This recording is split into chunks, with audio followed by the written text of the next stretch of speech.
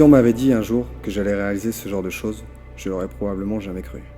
C'est quand tu sors de la forêt et que tu arrives tout en haut, que tu vois ce spectacle face à toi, tu oublies la souffrance pour monter. Tu vois juste ce qu'il y a devant.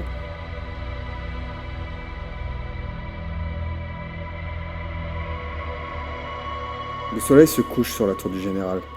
Il est temps pour nous de faire notre campement. Nous étions à la fois excités et réticents. Dormir sur la muraille de Chine, c'est génial. Fin novembre, c'est moins génial. Nous nous installons, prêts à affronter une nuit difficile. Avant, je veux graver sur pierre un mot qui y restera, une trace de notre passage.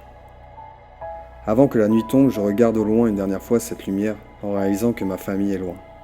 J'aimerais qu'ils puissent voir ce que je vois, ce spectacle.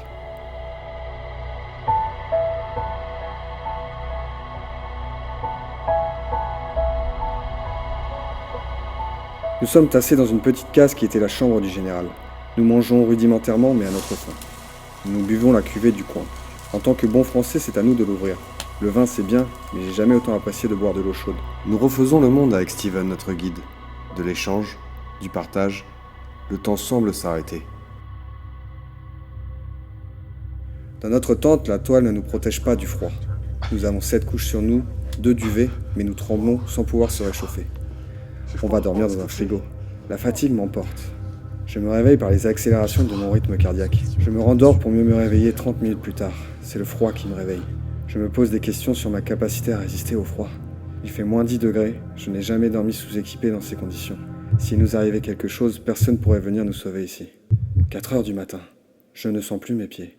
On se hisse de la tente afin que notre sang se régule. Nous avons froid, mais nous ne sommes plus tétanisés.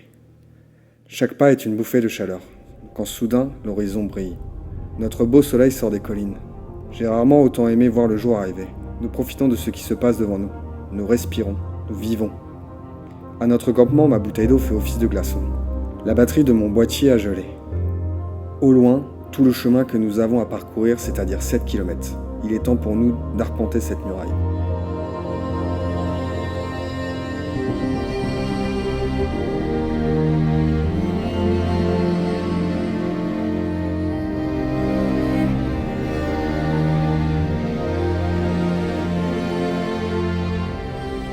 Nous montons, nous descendons sur ce long serpent parfois abîmé par le temps, le poids de l'histoire.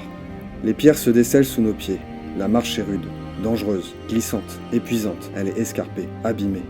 Nous avons mis 3 bonnes heures à faire ces 7 km, sans avoir croisé aucune personne. Je garde en mémoire ce moment à vie, que je pourrais raconter un jour à mes enfants. Oui, j'ai dormi sur la muraille de Chine, mais jamais je ne pourrai oublier cette nuit. Une partie de moi est restée là-bas.